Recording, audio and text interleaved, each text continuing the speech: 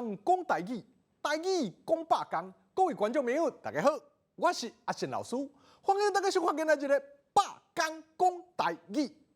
今日啊，咱要甲大家紹介的主題，就是我伫車頭講台語。唔知啊，大家敢捌聽過甲車站相關的台語歌曲咧？咱定定會伫車頭看到足濟人來來去去，有的人啊是歡喜來接親人，有的人啊是傷心來相送啊。足濟人生內底的悲歡離合，攏伫車頭來發生。那安尼啊，到底咱伫車頭接送親人朋友，會用到什麼款的台語對話咧？閣啊，若準咱是人客，咱要安怎甲站務人員講，才會當來買到咱要愛的車票，拆到咱要愛的車單咧？今仔日咱的百工講台語啊，就要來和大家分享相關的對話和句型啊。頭先啊，是咱和親人朋友伫車頭的對話。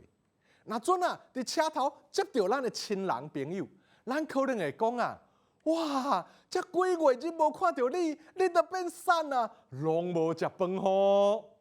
這個所在的幾月日，就是幾個月的意思。這時啊，親人可能嘛應講啊，都最近較無閒咩？另外一種情形，若是咱要送親人朋友離開的，咱就會講啊。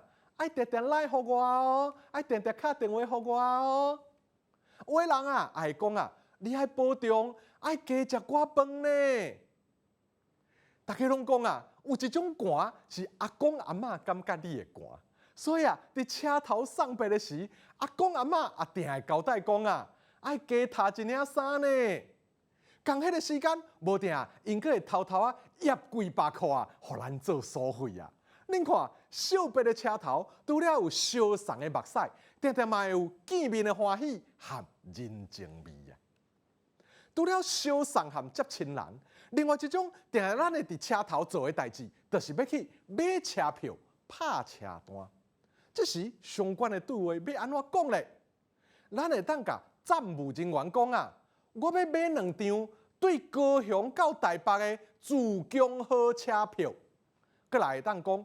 愛偌濟錢，先講咱家己想要買幾張票，對倒位到倒位，最後啊，才問講愛偌濟錢。安尼啊，站務人員就知影咱要去什麼所在，就會甲咱收錢，佮提票互咱咯。上尾啊，來學習今仔日的句型。